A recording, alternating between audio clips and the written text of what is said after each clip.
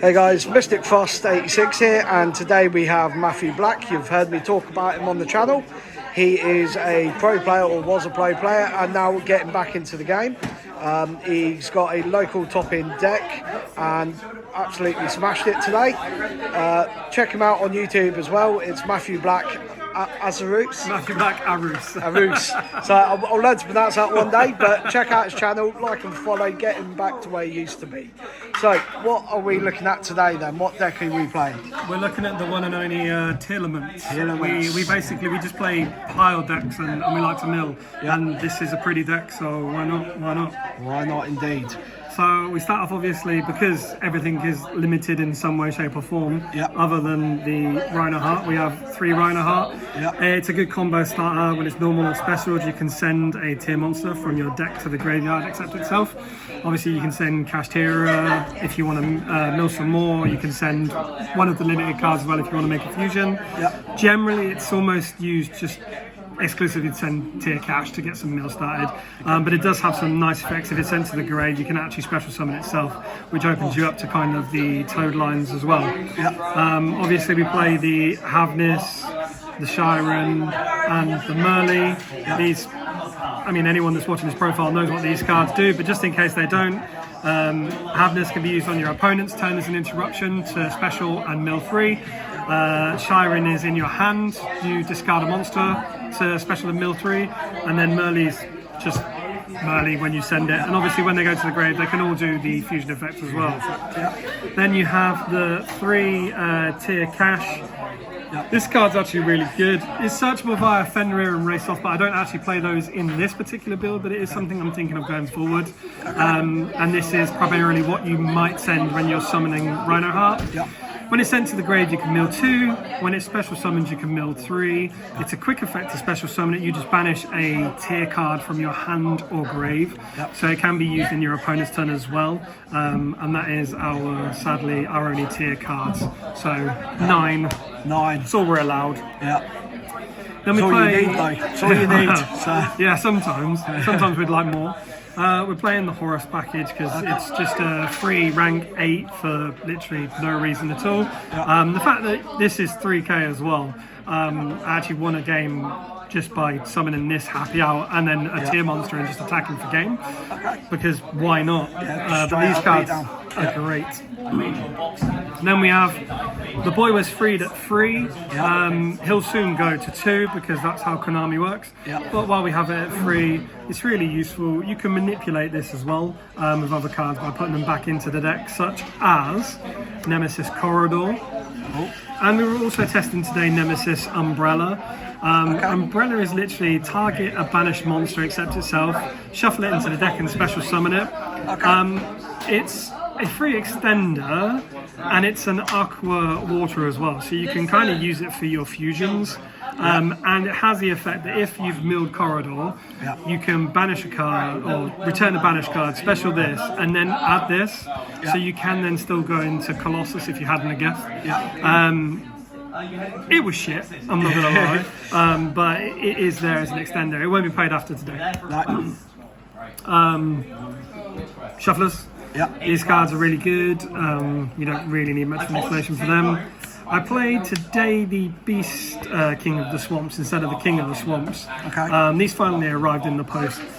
These are really good because it's a 4-star water aqua, so if you have Rhino Heart that you special summoned, you can normal summon this and make the Heartless Shark as your 3rd summon, making you kind of Nibiru proof. And obviously you can use it in the grave for the fusion summons of specific cards because, you know, they banned Kit Carlos because they're dickheads. Tiny Danger Package as the last monsters. A Dark Aqua, this is actually really quite vital for the deck. I wouldn't play more, and unfortunately this only searches this, so if you've milled this and this gets sniped, it sucks.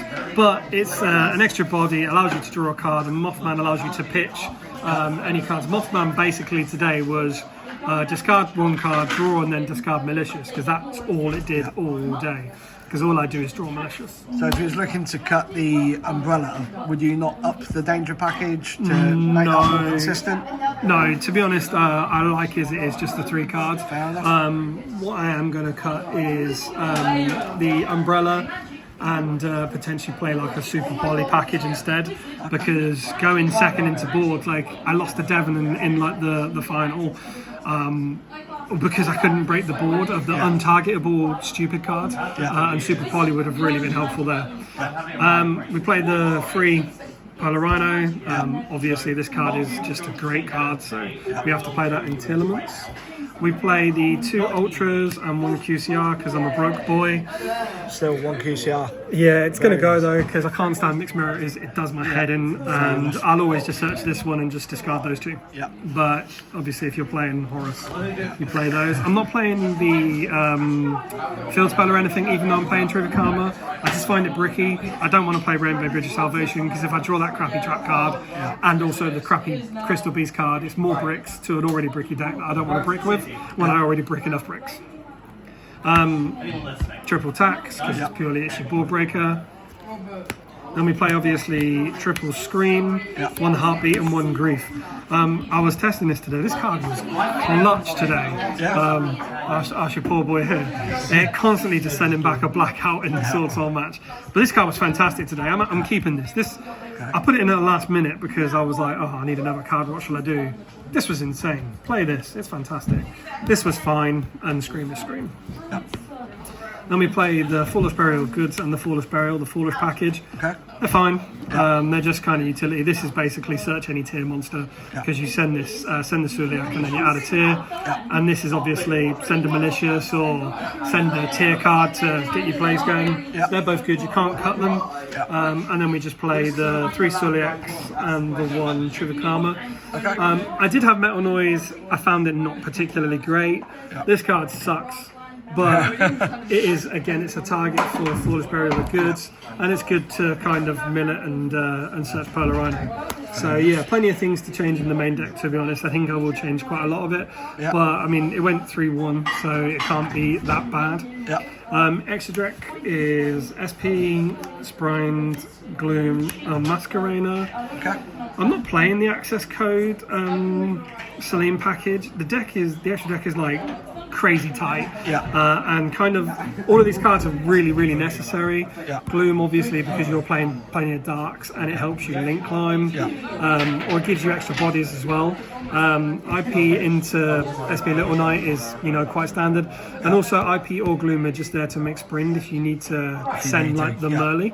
I wouldn't not play any of these in testing. I think they're all really useful. Colossus, Kaleido Heart, Rukalos, Grapha, Garura, and Mud Dragon and Swamp. This is where the kind of decks all differentiate. Some people play the Destiny Hero package. Some people don't even play one of the tier fusions. They just play Kaleido Heart. I don't play Rukalos. I find this card is just really good. It's anti-Nibiru. It's quite easy to make with the Beast King of the Swamp. And then you can play around this card obviously when you've got Beatrice and that as well. I'm not sure what I would cut. I might cut the Colossus package because it's cool, but it's really win more, and I could do with more utility like the Dragas to Paleo and stuff, which I think I missed today. I cut it because I was testing it, but if I'm putting the Super Poly, that's definitely going to go back in, so maybe Grapha also might get cut. Then we're going for the Exes. We're going for Zombie Vampire, Beatrice, Redoer, Tony Olsen, and Bahamut. This is a really easy card to make, and it makes you Nibiru proof on your 3rd summon or 4th summon, depending. So this is really powerful and really useful. Also, when you return it to the deck, you can actually add the Haveness on your opponent's turn because it gets you an Aqua from your grave back to the hand. So that's really good. Redoer is the only Exes, as far as I'm aware, that detaches for effect, not for cost. So you can put Rhino Heart and then another level 4 under this, and then trigger their effects on your opponent's turn, and it also gives you the interaction that you have with Redoer. Beatrice is Beatrice, and then this obviously is a must play when you're playing the Horus package. So I'll play them together. Surprised there's no Zeus in there. Not enough room. Zeus is good. Zeus is fantastic, but you're aiming to kind of just kill your opponent while you're playing. The side deck, I wouldn't normally do a side deck, but today it was great fun. We're playing 3 Raw. We're playing the Tillaments Crime. We're playing 3D barrier. I'm playing the Black Goat last. Okay. This was great. When we're milling, obviously, we're milling so many cards. Milling this was fine because it gave me interaction on my opponent's turn. And if you draw it, it's also really quite good. It was tested today. 100% going to stay in. This was fantastic. That's good. These are really good. And this just says no to Tenpai. This also says no to Tenpai. This says no to Tenpai. I don't know if you noticed, but I don't like Tenpai. And they're also really good against other cards like this is good against the Chimera deck, the branded deck, the Sword Soul. It's just it's really good against Sword Soul. If we go, because we're playing a lot of mill cards, we play a lot of combo cards. It's dirty, but we're going to mill this and do 500 damage, or we're going to send it with Foolish Burial or something. It's just a way to win in time if you are, and we can go to time quite often. Ash is Ash, and then Double Storm and Harpies is just for kind of those decks that you just require getting rid of the back row, or that want to play a lot. So would you not consider, is it Schoolmark Ladybug? A lot of people were playing before to gain 1,000 instead of burn. I suppose it's the same thing, just different flavour. I could. I prefer. I mean, Scattershot is what I had. And I don't think anything else really, to be honest. It's a pyro, so it doesn't really get around anything. It doesn't do anything different. I suppose I could, because then I can play around the fire decks with Heater and stuff. But other than that, maybe I would change the Crime and the Roars to get an additional 3 slots. But I'm not really sure what I would change other than that as of yet. Fair enough. And there we go, guys. So check out Matt's channel and give him a like and subscribe, and we will catch you guys next week.